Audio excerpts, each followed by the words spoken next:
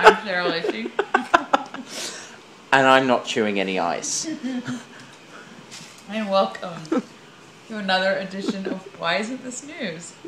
The ice edition. The ice storm. It's the ice storm, and if you can see outside, you can't. But we're trapped in a historic blizzard. It is Blizzard Nemo, apparently, here in New York. We may never escape, except it's... Looking out the window, it seems like kind of a shitty blizzard. I mean... I went out in it early, though. Flurries. It's a pretty significant blizzard out there. So, out of the window, it looks like flurries of snow and a little rain. Yeah.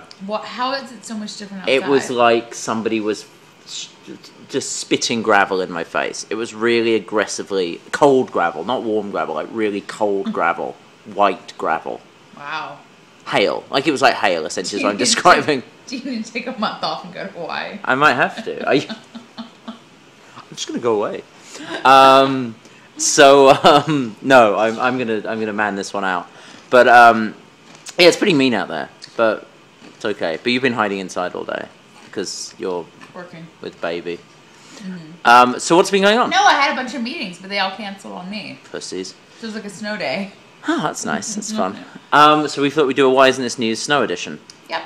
So what's going on? Why are we here? Why are we in New York? Well, I've been traveling a ton. Yeah. As I was saying the other day, we were just in New York. We were for forever, and then went to LA, and then we're back. We're here mostly for a Panda Monthly, but I've had some other business to attend to. It was very sinister. Why are you here? I had a Panda Monthly, but also I had some other business to attend to. I can't. Want to do a creepy gesture? I can't because I'm holding the camera, but I would be doing. Hold it? Would you mind? I had a Panda Monthly, but I also had some other business. Is that how you do it? It's really freestyle. You can do your own. Business. Ooh, that's a good one. Business to attend to. I think I just played into what Amazon accused me of being a minute ago. So, anyway, that's a joke. That's a really strong of a joke. Anyway, so no, I had meetings. I'm meeting with Judith Clegg, our investor, I want to say one of our two investors. I remember we have Crunch Fund as well. One of the two investors we're still in communication with. I had a couple of meetings that didn't happen today because of the Narniac conditions outside. And then of course the Panda Monthly. Mm-hmm. What'd you think of it?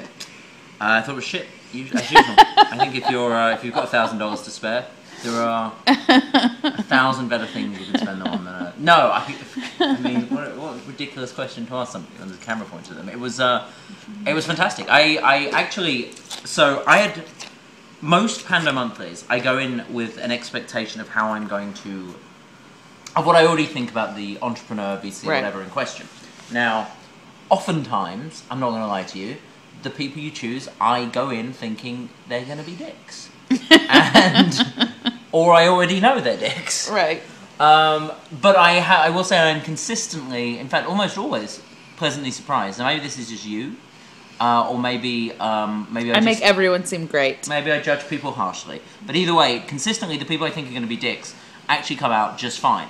Or in the case of Mark Pincus, come out as sort of self-aware, but still. Oh, you're not being fair to Pincus. I'm not. When that was in hindsight. I'm not finished. I was no. Because you came out like totally turned around. He embraced the things that he is known for being a dick for. He made them seem if not positive traits. He at least explained them. No, I mean he's still very.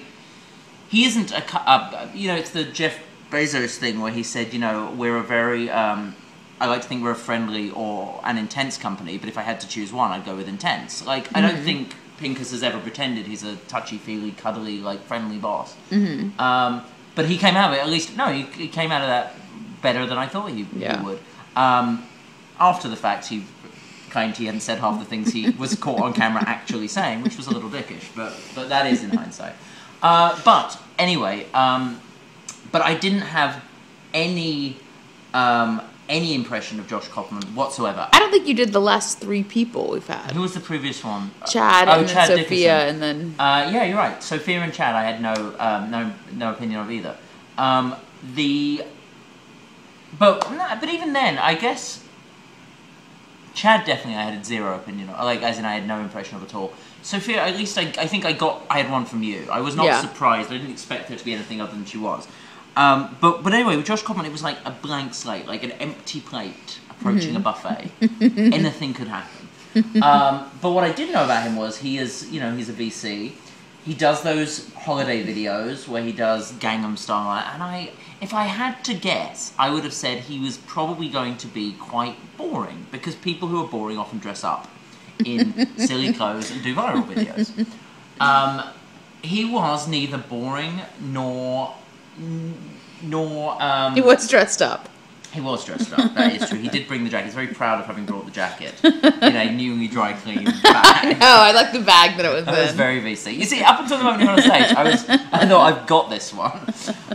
He was really interesting, and he actually, I think part of it was, he was speaking at a time when a lot of the stuff he talked about is exactly stuff I'm going through and Not Safe for Work. He talked about how startups, there are VCs and investors who act as essentially night nurses. I think he used a different word, but night nurses, and there are VCs and investors who act as babysitters. And what they try to do at first round is the night nurse is somebody who basically gets the baby, which is to say the startup, not an actual baby, used to the world they're now in. And it struck me as something that I've had to figure out the hard way since starting Not Safe for Work. There's so much stuff in terms of hiring and even and managing and fundraising and all this sort of stuff, that even the stuff that I've done before with previous, albeit failed startups, you have to learn it all anew, because you're suddenly because doing it in the US is completely different. It's everything is different. And without having a board, everything he was saying made me think, if I was raising the money again from the start, and we hadn't had Tony and Crunch Fund and Judith and everything, they would be exactly the kind of investor that I would fucking love to have. Yeah. It seems so, But don't you think part of this is because you don't have a board? I mean, the things, like, he was saying that in the context of, that's why they serve on boards for the first 2 years, because they provide that. And they provide that on the board. Yeah, I feel like I get a lot of that from the board. Like, I mean... Seems like you're pretty pro the board. Convince you need a board for quite a while. I agree with you. I agree with what you're saying in that it's provided within the context of a board. But I will say one thing. Had I had a board, then on that board right now would be at least one person that I'd have to figure out a way to get off the board. No, your board doesn't have to be an investor. No, but it would have been. It just seemed like it was a very good attitude to have, which is that sort of understanding that a lot of people who are entrepreneurs may know a lot about their product, may know a lot about their business, but they don't necessarily know a lot about business generally or the environment they're now suddenly in. Especially those who raise a decent amount of money, like they're suddenly playing in the big leagues without necessarily any idea of how to swing a bat. So I like that. That's good. You did that. Did I get it? Did I get the right analogy? I didn't say like they're in the big leagues, but they don't know how to throw a Hail Mary pass. I completely mix up my sports metaphors.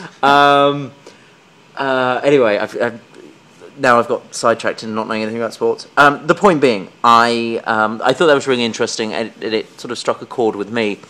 And then a lot of the other stuff he said about how, technology is going to inherently damage or affect VCs, and they need to be aware of that. I liked his jacket. I liked his jacket a lot. It was just a fun couple of hours, I don't normally care to listen to VCs talking about themselves. Unlike you, I know Josh pretty well, but I came out of it learning a lot of things about him I didn't know. And so I always What was your number one learning? Well, I didn't know much about him as an entrepreneur.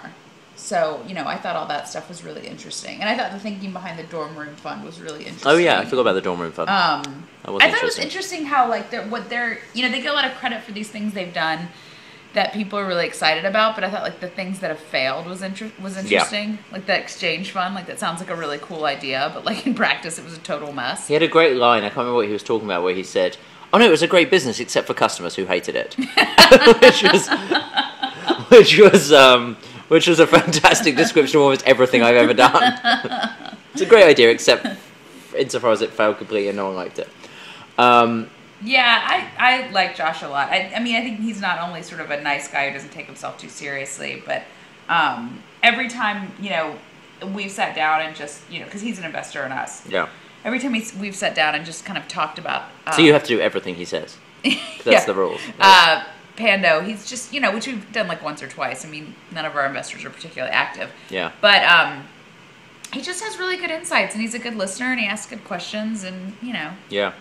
Sounds like he'd make a great therapist or board member.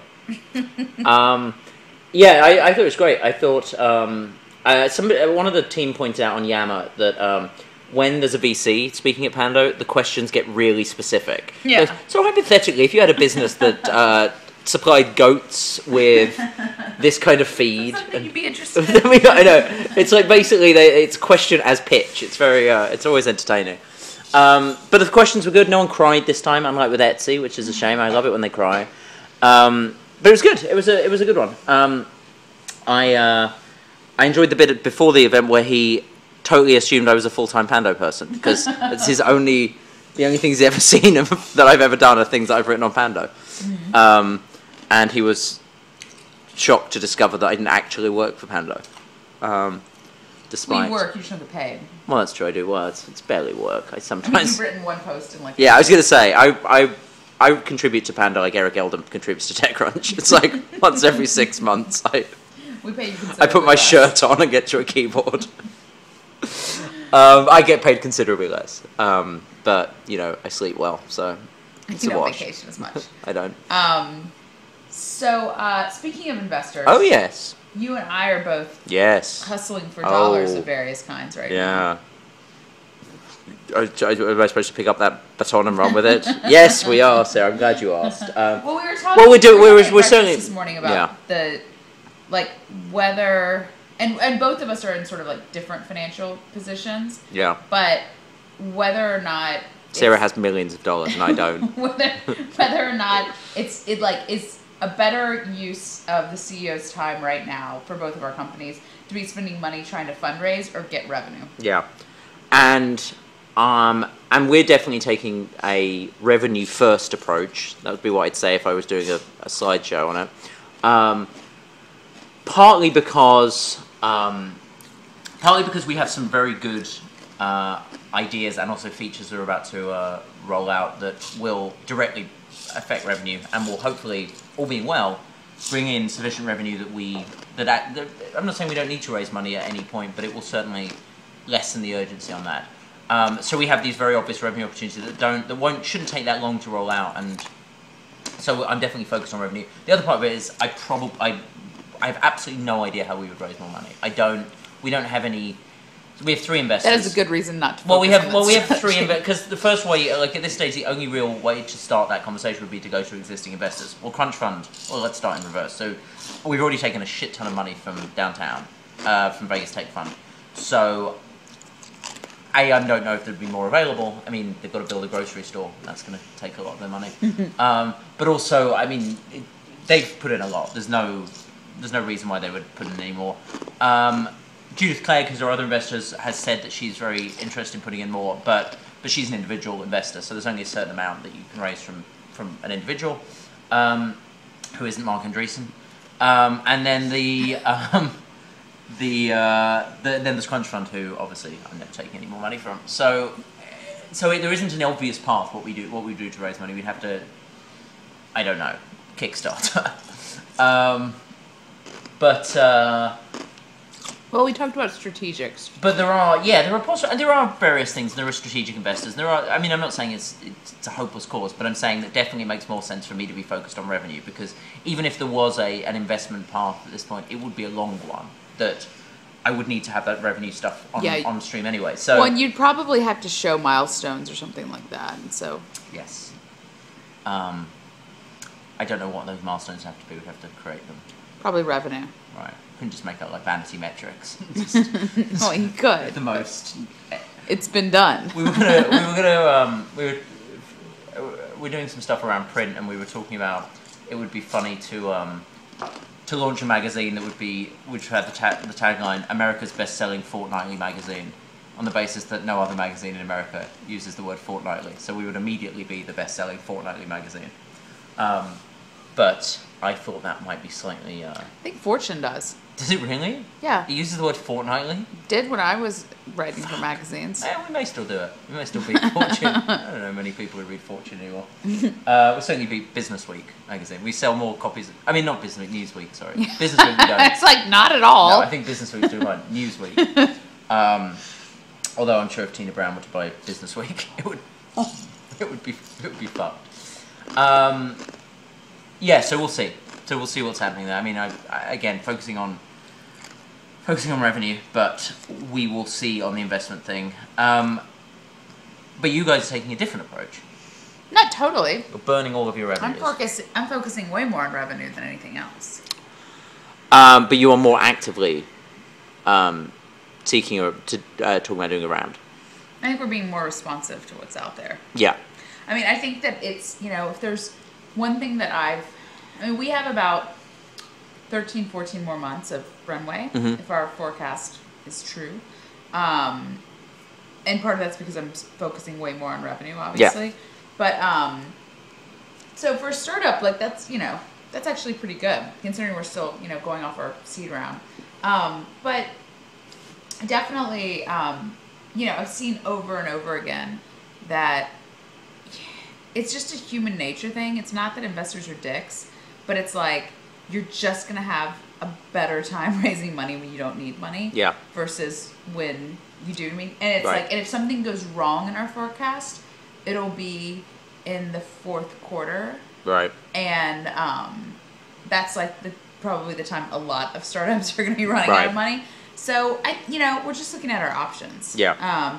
We've always been very flattered to have a lot of people ask if we were raising more money. So yeah, we're just looking around.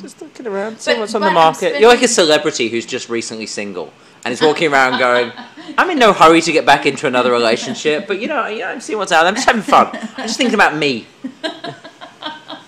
I do think that fundraising can be really frustrating because it's incredibly distracting. Yeah. So I think, if we can, put something together really, really easily that like gets us, some extra room, then I don't think there's a reason not to do that. Yeah. But it's, I don't want to spend, we're in good enough shape. I'm not going to go spend months, pitching and, trying to do some big deal. I mean, we definitely don't want to. We don't need to do like a big Series A, and we kind of don't want to be on that venture track. Right. So, why don't you just sell to AOL? Be done with it. Get Pride. They've got some more money back now because they sold patents. Patents. And About.me, and they must have got a bit of money from giving that back. Mm-hmm. I suppose they're going to spend it on Goodget, but get the old team back together. I'm definitely spending the bulk of my time on revenues. Yeah. Not fundraising. I've been, as I wrote the other day on the site, I've been sort of a selling machine. Yeah, I saw. I like the Braintree thing. I got told off by somebody on your staff who I won't mention because it'll annoy them. But I got told off for saying bad things, for joking about Braintree after I said about Braintree being the sponsor on maybe the last episode of Why Isn't This News. I jokingly went, "Yeah, fuck Braintree," and I was like, "Don't say fuck Braintree." It's like, fuck Braintree. I'll tell you what's been great about Braintree. Is and almost no, and this is what I love about just the startup ecosystem generally. Yeah.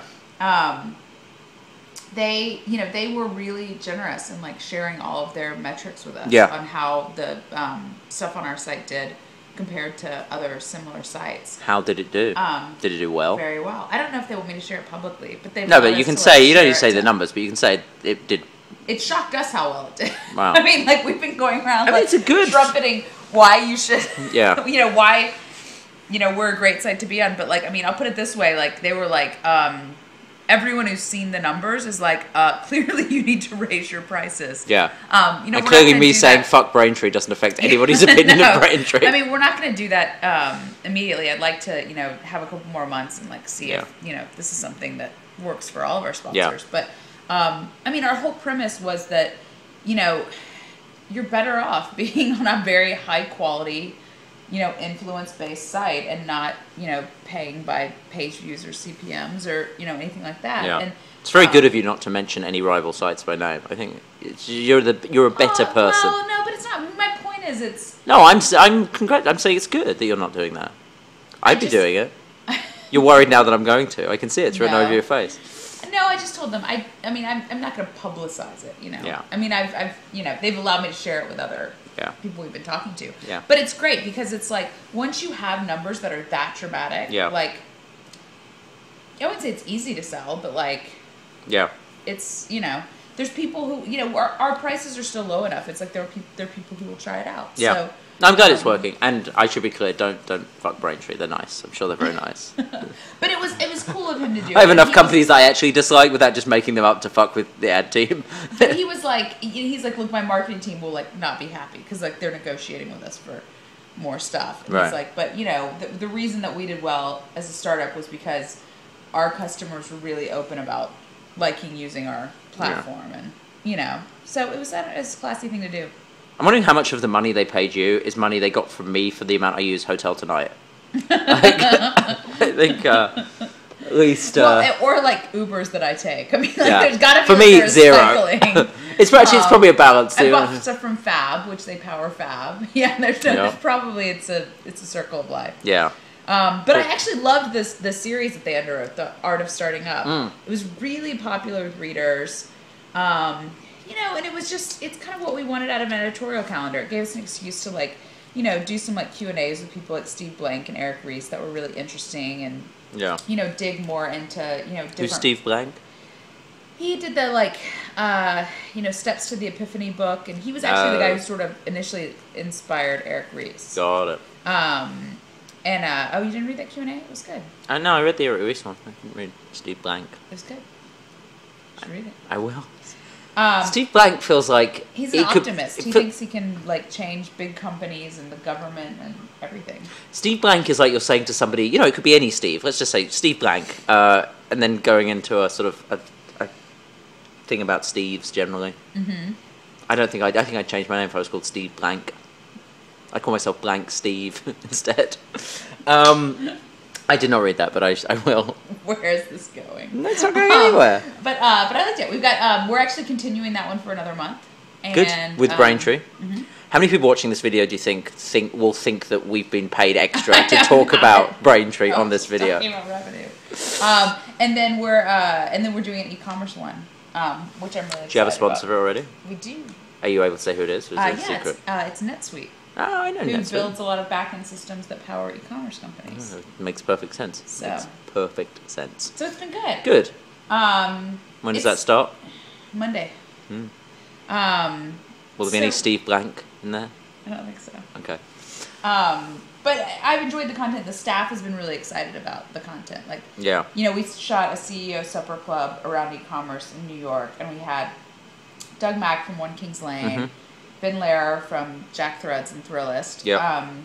Katya Beauchamp, I think that's how you say her last name. I think it is. Katya. Yeah, probably for the best. And then type the rest. Yeah. From Birchbox and Neil Blumenthal from Warby Parker. Yeah. So it was really cool, and it was the first CEO Supper Club we've done in New York. As Josh Copperman said when he arrived at Pando, half my fucking portfolio. Yeah.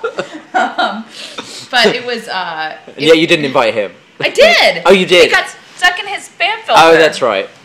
He was very fine. Just invite my whole fucking portfolio. I was like, and then he sent me the email afterwards and was like, "Oh, I just found it." Yeah. But it was really fun, and those are for people who missed the first one we did on enterprise software. The concept is basically you get 4 founders or investors and me, and we just have a really long multi-course dinner with a lot of wine and talk about the industry. You don't have a lot of wine because of the baby. No, before the baby I did. Yeah. Still stocked No, up. they actually made me custom mocktails to go with each course, which was very nice. It's nice of them. Yeah. I'm trying to remember the name of the restaurant now. It's what is the name? It's Felice. Is that right? Did I make that up? You're pronouncing it wrong. I think it's Felice. Felice. Oh, Felice. It's Italian. Oh, I see. I thought it was French. And it's the restaurant in Guildhall where you and I always stay. Exactly. Where we are right now. Yeah. And so it was very, very sweet of Kim, our executive producer who organized it, to basically have it in my hotel because I took a red eye and was just like, ugh.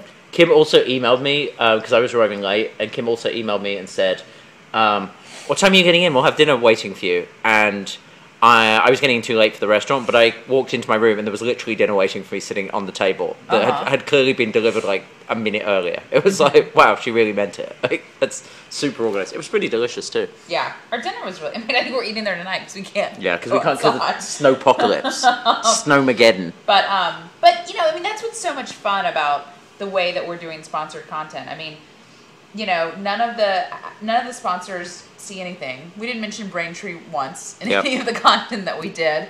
You know, no one gets any, you know, control or say over the articles that we do. Yeah. And it gives us this excuse to like delve into things and do these, you know, really fun sort of videos and profile pieces and articles and Q&As and stuff. So look, anything that so far. Anything that brings in revenue that doesn't involve you having to, you know, write what they tell you to write is a good thing. In my view. And we've sold through May. That's amazing. I sold another one after I talked to you this morning. You did? Uh-huh. Fuck. It's crazy. I know. So we've almost sold through the first half of the year. In fact, our biggest problem is rapidly becoming an inventory problem. Right. Well, you can tell them there's space available and not safe for work. We'll put, like, Braintree over our drone coverage. It'll be totally fine. We'll take their money. Don't fuck Braintree. Braintree are great, just to be absolutely clear. You've got to stop beating up on them. I don't even know anything about them. The only thing I know about Braintree is I was going to use them, but there were too many forms, so I stopped and used Stripe. But everyone swears by them. Everyone says they're a great company. And after that, they switched their whole thing. Yeah, no more forms. Don't do it anymore. No more forms. But we're already with Stripe, who, by the way, have been fantastic. I have to say, I'm not doing this just to annoy Braintree. They actually, I have to say, Stripe. I don't touch them much because our developers do it, but everybody like uses Stripe and comes out of it being like, that's the easiest thing ever. I think they're both great companies. Yeah. I think Braintree probably be as good, but with the paperwork. Well, we did Stripe for when we started. We tried to do our all of our Panda Monthly stuff on our site with Shopify, and it was a total disaster. We went back to Eventbrite. Total disaster. Like it was. Because of Stripe? Management. No, Shopify. Oh, because of Shopify. It was awful, and so we went back to Eventbrite. Yeah, we had problems with Shopify. No, I mean, look, I think both Stripe and Braintree are. I mean, I wrote about them tons last year before anyone sponsored anything. I think they're both really exciting companies, and I think the more people dislodging PayPal, the better, because it's the incumbent that doesn't really innovate. Yeah. But I think Stripe, it definitely gets a lot of attention for. Being super developer friendly. Yeah. I think Braintree is clearly dominating in mobile commerce. I mean, they have picked that and like laser I think it's probably one of those things where I think Stripe is killing PayPal in the sense of the ease of sign up, ease of activation. You basically you don't need to do anything and you can start building in Stripe, which you can't do with Braintree. But I think it's one of those things where for the beginning of a company, now they changed it. Okay, well, maybe. I mean, and like they've admitted, like Stripe caught them flat-footed. In my experience, and having not seen the new Braintree, but in my experience, it's one of those things. It's like it's a paraphrasing Winston Churchill. Basically, I don't know if it's as easy. If you're a new company and you're not using Stripe, you're kind of an idiot. If you're an older if you're a more established company and you're not using Braintree, you're kind of an idiot. It seems to be what people tell me. Like the Braintree seems to have nailed the established companies doing real, like, huge volume, especially, you're right, with mobile and things like that. Whereas Stripe is just that, I have an idea, I'm going to knock something up, and you can just do it out of the box. Maybe Braintree allows you to do that now, but it definitely didn't used to. You had to, like, sign a separate thing for fucking Discover Card, which is really important. It used to make you do, like, do an underwritten merchant account. Yeah. And the reason it aggressively moved was because of Stripe. So what neither of them do, which is the reason why neither of them has totally killed PayPal, is neither of them allow, and I know why this is, because of the way they integrate and they allow you to. So if somebody has a not safe for work account now, we can do all kinds of fun things with their account. We can, we can bill, using Stripe, we can bill them for anything else they choose to use. So they decide they want an ebook, they click on it, and we can charge them. Things like, and Braintree does the same with Hotel Tonight. You can book a room just by tracing a little H bed thing on your phone. What neither of them offer, though, is the ability to have one account that follows you around. And the reason why PayPal... You really don't read my coverage at all. They don't? So Braintree does that now? Braintree bought Venmo last year. Oh, I do read your coverage, but I didn't know that. They just now I really do sound like a Braintree commercial. Well, you do. That's okay. They just rolled it out. And this is the whole reason they bought it. So someone creates a Braintree, so you get you can use between Fab, between Uber, between Hotel Tonight, anything. But anything, or just between those? That's the question. It's people who sign up for it. But it's between Braintree vendors. Okay, because that's the big problem with maybe Stripe will do it soon as well. The big problem Stripe is. I've talked about it with Stripe, and they are not focused on being consumer facing specifically. Right. They're really, really laser focused on developers and making. But Braintree will have that problem though, because they are, even if they say they're going to be consumer focused or whatever else. The fact is, PayPal has such huge brand awareness, and mainly because through eBay and things like that. Like, everybody knows what PayPal is. PayPal and Amazon are the two accounts that everybody has. Well, no, and it is. Braintree is, even if they can't sell it as Braintree. They'll have to say, do you have an account with Fab or Hotel or whatever. Well, they're the they brands have a branding problem for sure. They're branding it under the Venmo brand, which I criticize them for because I think it's a way smaller brand, and I think, the problem is Braintree is not a great name for a payments company. It sounds like an education. It does sound like an education company. Whereas, what was that thing you said? Venmo. Sounds like a vending machine company. Venmo. The problem with they're among mobile early adopters, Venmo is popular, but it's really in my experience, a New York phenomenon. Yeah. And I think I've never heard of it. This is the first I've heard of it. There's a lot of just brand soup going on there. That's a big challenge. Yeah. But I do think. But if you look at the numbers, they're not known as a consumer brand, but Braintree has about 30 million accounts, and PayPal has 100 million. Yeah. No, I get that, but the thing is, no one thinks they have a Braintree account. They think they have a Fab account or whatever. And the problem is, what people hate, and this is a challenge really for Braintree, I think this is one reason Stripe is staying away from it, that merchants get really upset when what they hate about PayPal is PayPal injects their brand into the process too much. Yeah. And that's one thing that they've loved about Braintree. So it's building a consumer brand. Same with Stripe, it's invisible. It's definitely tricky. I kind of would love to incorporate, I would actually love to incorporate Braintree now, just so that I can say, you can subscribe to Not Safe for Work by entering your credit cards, or you can log in with your Uber account. I think that would just make me so fucking happy. Not least because we'd make a point of redirecting it to a whole page about why Uber was fucking evil. There'd be nothing they could do. But maybe that's me never using Braintree now. I think we're on the blacklist. Who should we piss off? Should we piss off Travis Kalanick or Paul Carr? Who puts millions of dollars through our company? That's right. But yeah, anyway. So that's the one thing is, and it's one of the reasons why we're looking at ways to sort of integrate PayPal and things, is because people. I'd much prefer to integrate Amazon. I think you have to have all of the buttons, and frankly, but that doesn't mean that has to be your payment system. Yeah. No, I like the fact that people have a Not Safe for Work account. They can do all kinds of stuff. I don't think either Braintree or Stripe would tell people not to have a PayPal button on their site. Yeah, they would not tell people that. I think Amazon is the one that I think is more on message for our readers. So you can log in with your Amazon account, kind of makes more sense. Mm-hmm. Anyway, I was talking to an investor the other day, and we were talking about media, and he was like, I don't know, I've been asking around, I don't know a single person who watches videos on Amazon Prime. I'm like, what? I do all the time. Yeah.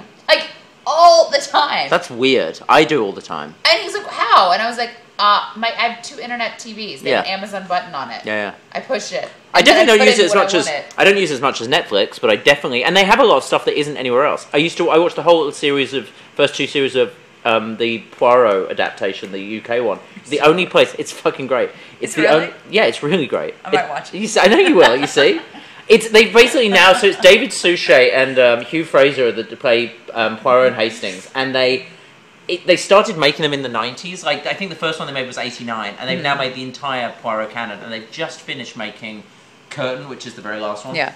And so you can now watch all of them, and they're just so fucking good. It's the first one you watch, you're very aware you're watching a late 80s thing. The sets are just slightly wobbly, but by the end, they're just these amazing, beautiful costume dramas. But it was made in the 80s. The first one was in 89, and then it's been made non-stop basically ever since. They used to be. I remember watching it with my dad on Sunday nights. They would have new episodes. Before I even really realized they were being adapted from books, I just thought it was a thing. And then they went into doing specials, and they remade Murder on the Orient Express, and they did the dozens of them. And I stayed in the hotel that the murders were taking place in. Really? Like, it's in Croatia. And, like, the Orient Express, like, ran right through it. That's interesting. That was, like, their claim to fame. Weird. Like, Agatha Christie stayed there and, like, wrote part of the novel there. happened on the train, but I know what you mean. And then they I haven't seen it. And they did, well, Death on the Nile as well was, Yeah, I like that one. Anyway. But, so, no, they're fantastic. They're really, really good. And I've addicted to them, and I couldn't find them on, they weren't on Netflix. They're now, I think, on Netflix, finally.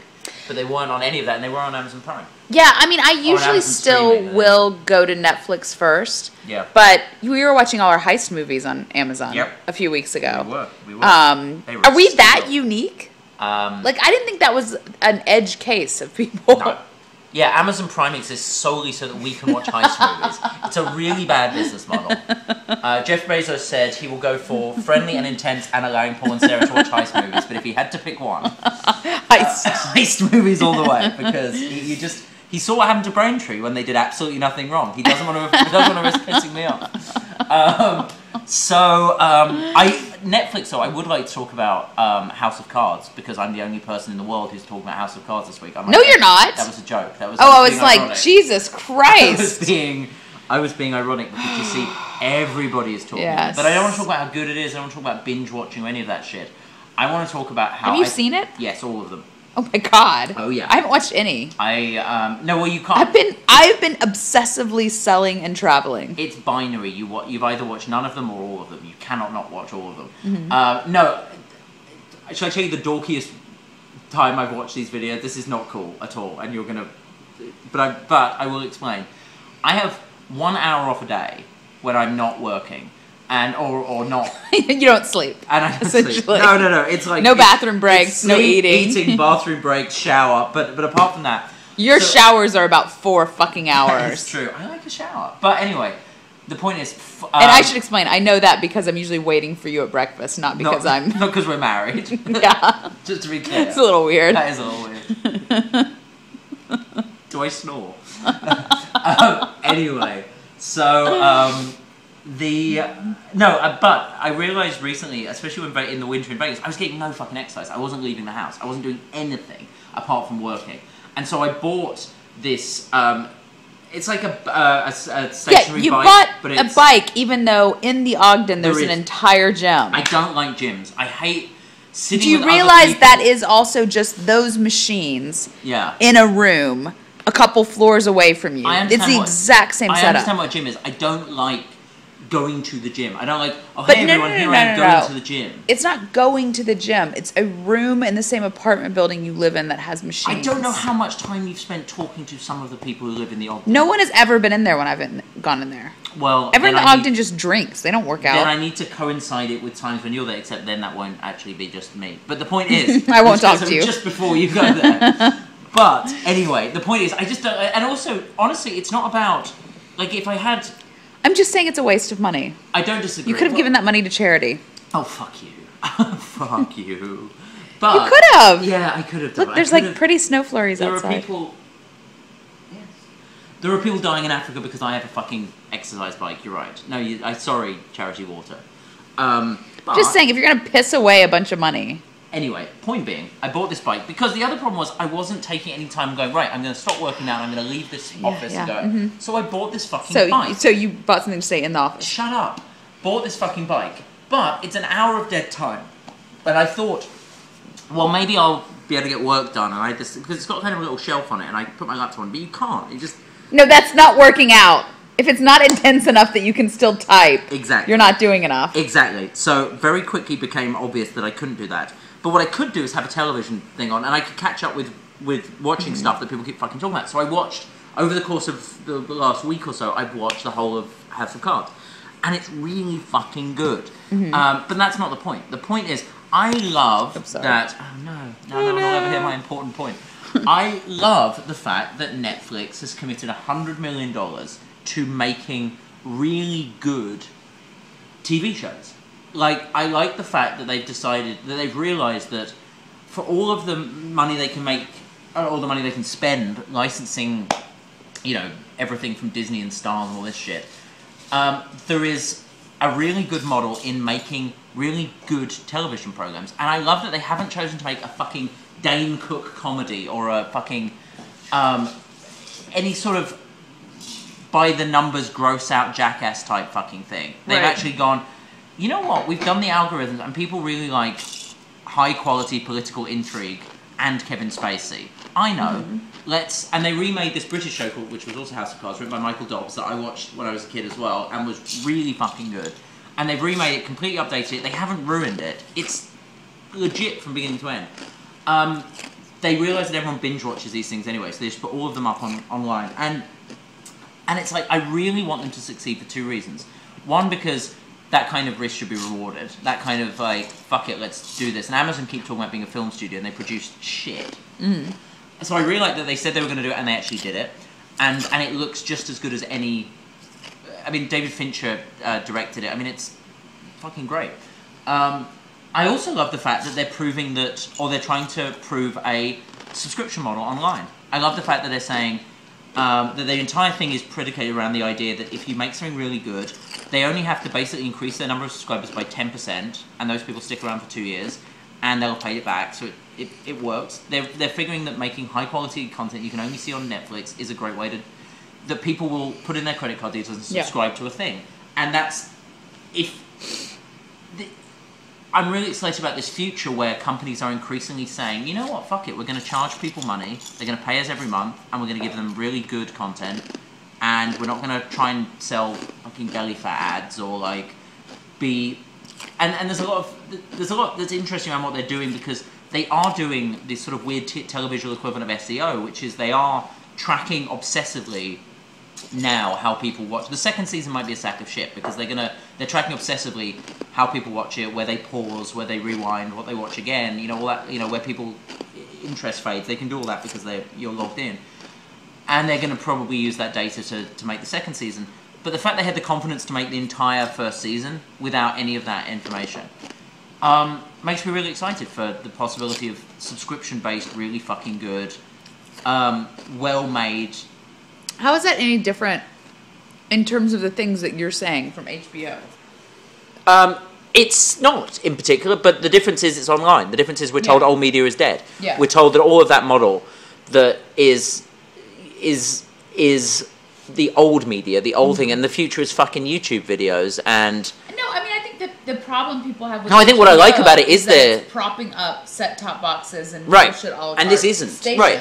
So I think people who say, whoa, hey, you know, hey HBO, I've got my $19, you don't want to take my money, are fucking idiots, because they don't understand the business that HBO has. And HBO has this business that is built on that and is going to take a long time to pick apart, and they will lose billions of dollars if they suddenly go, okay, for $19 anyone can watch HBO. Yeah. Netflix have the advantage, which is a real disruptive advantage, what disruption used to mean, where they don't have any of that. Yeah. They actually have a big amount of people who pay for subscription stuff to watch other people's shows, and they're now going to switch then to making their own. But that's what's so interesting is that's how HBO started. Right. It was really about watching movies on your TV when you couldn't easily through other formats, and then they got this whole second wind once it was easier to watch movies elsewhere. But unfortunately, they've now got themselves in this they've now got themselves in this corner where they can't easily get out of those. It's not as simple as... Well, the problem is I can't just pay $8 to get HBO. Yeah. And it's like, that's about what I would get to watch HBO's original programming. Yeah. And it's like, their movies are awful. It's Mrs. Doubtfire over and over and over again. It's a great movie. I'd watch it over it. It's not true. We had HBO for years, and we just canceled it because it's like, we're paying so much for our cable package, and it's like, we have a baby and I'm running a company, and we never watch it. Yeah. No, and that's fine. And in Vegas, we have like the bare minimum of our cable, of the cable there, and it's Cox, and it's awful. Yeah, it is awful. And it's like, you know this, all we do is watch nice movies Netflix on Amazon Prime. Amazon. And thank God we do, otherwise they'd have to shut down Prime. I know like people talk about the golden age of television. I think we're like in the golden age of television distribution.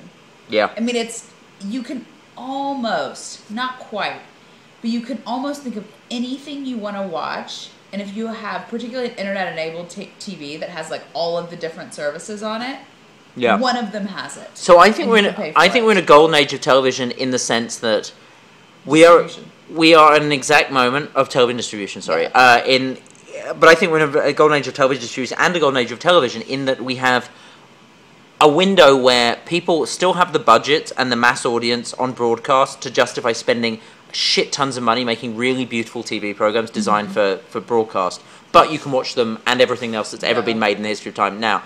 I worry that, although Netflix, the reason I'm excited about Netflix, I think they might prove this not to be the only option. I do worry that in 10 years' time, it's all going to be like massively like click driven. Like, what are people watching? Like, people like Cats. I'm not. I think it will just be. I'm really not, because I think people are so. I mean, you've only seen the quality of television go up over the internet age. Yeah, I agree. Think about it. I mean, think about things like Mad Men. Think about, things like the stuff on Showtime and the stuff on HBO. Yeah, television quality, like, actors used to not want to do television because it was so cheesy. I agree with that, but I don't think it will. I think it may just not happen on cable. But the money, that's the trouble. That's the point. Is the money for all those shows? None of those shows could be an internet first show because there isn't any money. Not even on internet, but maybe it's. And this is why maybe Netflix is changing that. Get more into doing stuff. Maybe there's different people existing in the ecosystem who do it. But there's no way it goes away. I mean, this is like, what we always talk about with media. It's like, we had years of blogs going more towards like volume, short, page view oriented, and it's not. It has not. I thought it would be decades. Yeah. But it's only been a couple years, and like suddenly readers are demanding like long form and quality, and like there's all these people building businesses around that. So like, and people really, really want good fucking television. People look. I don't disagree with everything you just said. People are demanding it. People want it.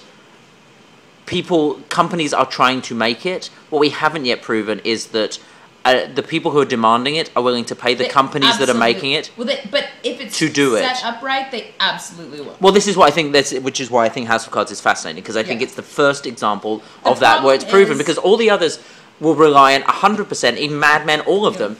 Yes, everyone on the internet is talking about it, but actually, all of the money that AMC makes from Mad Men, it makes from TV and DVDs. But that's the problem, is that they're forcing, and so maybe they just make it and they release it on DVDs. If people still have DVDs, that's why I think we're at that golden era. Netflix. I mean, no, I just don't, and I think there's also like cable on demand. I mean, there's a lot of different options for this stuff to get out there. Yeah. That's not a traditional broadcast. Schedule. No, and that's what I hope we're going to see. The problem is, people don't want to have to buy huge cable bundles. Yeah. And so it's like, there will be people who fight that, and people like HBO who, have to, but there's going to be a ton of people who won't. I mean, people love good television. Like, if there's one thing this country will not go without, and people pay a lot of money for it. Yeah.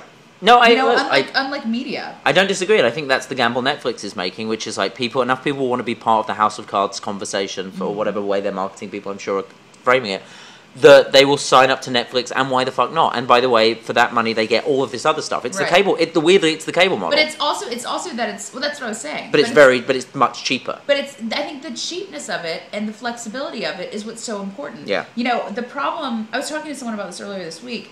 I think the reason this hasn't always worked, like if you compare and contrast what Netflix is doing with what DirecTV did with Damages, which was like a show I totally loved. Like, I totally had a the boss Meryl like Streep that. thing? Glenn Close. Oh, sure. I totally had a psychotic boss, like exactly like that. And so like I totally relate to it. Right.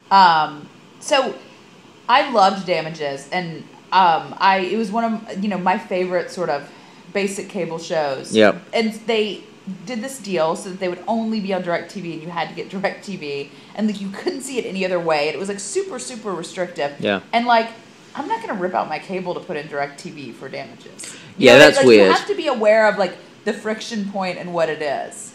That's weird. But, like, just like, I mean, obviously I want to watch streaming stuff. I want to get DVDs. Let's see. Netflix has some competitors, but it's a pretty good service. It's really cheap, and I would get that. Like, that's an easy No, and that's switch. the point. It's actually, but though what Netflix is doing is not different from cable, because you're basically saying you pay $9.99 and you get the thing you want to watch, and then a million other things you may not want to watch. But because it's $9.99, no one says, why can't I choose to not have stars? I'd gladly knock 20 cents off this. It's like, you're paying $10, dude, shut up. Yeah. The interesting thing will be what happens as Netflix want to do more and more original shows. Can they still stay at $9.99? And, do people get to the point where it's like, why don't I want to pay $30 for Netflix? Can't I just have the one show I want? And then we have this whole conversation again. But even so, it's still not going to be the same as putting in cable, because it's online. You still cancel a subscription, set up another one. That's the other problem with cable is it's not even just, it's what you said about DirecTV. It's not even just about switching on the channel. It's about having to Yeah. buy a whole fucking thing in order and have some guy come and put it in. Like if somebody had to come and install Well, Netflix, it's the it whole would be thing annoying. between on-premise software and on-demand software. Exactly, it's exactly that. So anyway, but I'm very excited, and it was actually really good. The show, I think you'll like it because it's got journalism in it. A lot of times I hate things with It's journalism. full of journalism. The journalism isn't Is bad. it very, like, in-your-face, preachy Aaron Sorkin? No, it's not. Did Because this show get canceled? which show? No, the Newsroom. Yeah. No, second season. I thought everyone hated it. Nope. Apparently not. Everyone kind of did hate it. Everyone, no one watches Amazon Prime. You and 1VC hated it. I finally watched the last 6 episodes. No, every critic hated it. Oh no, I don't think that's I don't think they were sure about it at the beginning, but I think by the end people seem to like it. They've been made a second season, whereas fucking Last Resort, which I thought was great, wasn't. So Oh, come on, though. I mean, if we're going to go by quality, then CSI is the best thing on TV. That has 1 million seasons and 10 I iterations. think you and I both know how I feel about CSI. Oh no, it's NCIS I like. CSI I could It's like, we don't know how you give two feel shits about about CSI. I live in CSI. I love CSI Miami. Yeah, love CSI it. Vegas is odd because it's not actually filmed in Vegas and it's just filmed in LA, and then they occasionally show a pan of the strip while somebody screams at you. Whoa! That's all about these fake casinos. They do have fake casinos, as opposed to the absolutely authentic ones that are actually in Vegas. The The ones that are legitimate. real, yes. They are real buildings. They are real buildings that are designed to look like fake buildings, and CSI has made Takes that fake step further. versions of the fake buildings that house the real casinos. You're absolutely right. All right, We did not talk about talked revenues about- very long. we talked a bit about revenues and then a bit about CSI, probably about the same amount of each. Mm-hmm. That's about right. Are you, how optimistic are you Um, about your situation? I'm 100%. I'm a Josh Copperman on this. The business that we're aiming to do, that we're planning to do, and the features planning to roll out that will all be revenue driving are fantastic. The question is whether the customer will fucking hate them. But assuming that, but I actually think, I mean, when I say it's stuff for revenue, it's not about milking existing subscribers. It's about putting on new things that people will want to subscribe to. That will make people want to subscribe more to Not Safe for Work. So it's a bunch of new cool Yeah. editorial shit we're launching. So Is it a $100 million TV show? it is a $95 million TV show. We decided to film it in LA, not in DC. So it's nearer. The flights are cheaper. No, it's not a TV show. But it is suitably retro in part. But it's going to be fun. And so assuming that meets even its modest targets, then I'm 90% confident that it will... well, if it meets those targets, I'm 100% confident that's why they're targets. I am... If it meets those targets, though, I'm 90-something% confident that if we do everything we're supposed to do, it will meet those targets. Enough people will like it. We have some subscriber numbers already that we know how they convert and how they react to things. So I'm pretty confident. The question will be whether we can pull it off in time, or whether, in terms of all the stuff we want to do, it's pretty... big, and so it's obviously exactly the time we should be hiring our new CTO, our new developer. I like that both of us are in a period now of like sort of wildly experimenting with it. Yeah. I mean, it's like we've tried the member model, we've tried really different stuff with events, we're doing sponsored content, we have a couple, other things we're working on. I mean, what we should do next? Huh. Every month we should send our readers a box that contains printouts of everything that Pando and New Not Safe for Work are doing. Get Jessica Alba to... Get Jessica Alba Spokesperson. exactly. As a mom who likes Or tech Justin news Timberlake. and/or It seems like Justin Timberlake's always fail. Yeah. Like, it seems like his are always like... he's no Ashton Kutcher, that's for damn sure. Swears. Did you see Justin his Bieber subscription-based- has a debit card that he's endorsing? And he's like, I'm trying to teach financial literacy to teens. It's like, they gave you a lot of money to stand on stage. And it's like the whole Alicia Keys BlackBerry thing. I love the Alicia Keys BlackBerry On thing. what planet did you think that would work? Yeah, the same planet that BlackBerry is. The fucking... fuck RIM. Not in the Braintree way, in the actual way. Fuck them. So, I watched the product launch, and they've got... they've got the two ones, right? And one of them has got a fucking keyboard. And I like a fucking keyboard. So I thought, you know what? Fine, RIM. I will buy your fucking Q... whatever the fuck it's called. I'll buy it right now. Let's do it. So I go online. I can't buy until April. Fuck you, RIM. I mean, what a fucking... It's what killed the Palm Pre. Everyone got all excited at CES, and they took too long and botched the launch, and Android had a foothold. I mean, Jesus Christ. Like, There was a moment. Was it because of Alicia Keys? Is that the reason? Fuck you, Alicia Keys. You should have come into the job and gone, I'll do this on one condition, and it's the thing with the keyboard, which is your only unique selling point. Only unique selling point. I won't do it unless you put that out straight away. Like, again, Lady Gaga didn't go and join Polaroid and then go, well, we're almost there, Lady Gaga. In 6 months, we'll be ready to put the Polaroid in the world. Not least because that would be a really awkward piece of positioning for Polaroid, which is all that instant. It would be odd if you had to wait 6 months for your Polaroid camera. That would sort of defeat the object. But anyway, yeah, so fuck RIM. It's the cutest Polaroid in the world. That is a cute Polaroid. For that reason alone, I will give Polaroid a pass. But yeah, fuck you, RIM. I was going to buy you a fucking phone, and it actually looked quite good, but I wanted the keyboard. That wasn't what I was talking about, though. Oh, yeah, Justin Timberlake's not good at doing subscriptions. Yeah. Oh, yeah.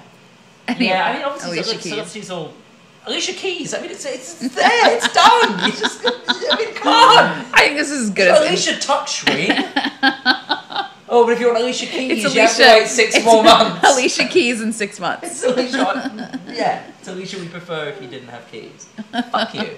I think it's as good an ending point as any. Do you? I'm hungry. Me too. Let's eat food that doesn't involve... Let's go downstairs and eat, and then retire back to our rooms. Wait out the storm. Like something in a Russian novel. But with well, and it's like, we've now been in New York for like every storm. I feel like I've never spent more time in this city and never spent more time holed up inside. And does the Weather Channel name either of them after us? It does not. Like, you would have thought by now we'd have earned...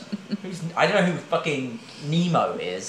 A fish. No, they're very clear. It's not a fish. It means big man or some fucking bullshit. Yeah, it's a fish. Everyone thinks of it.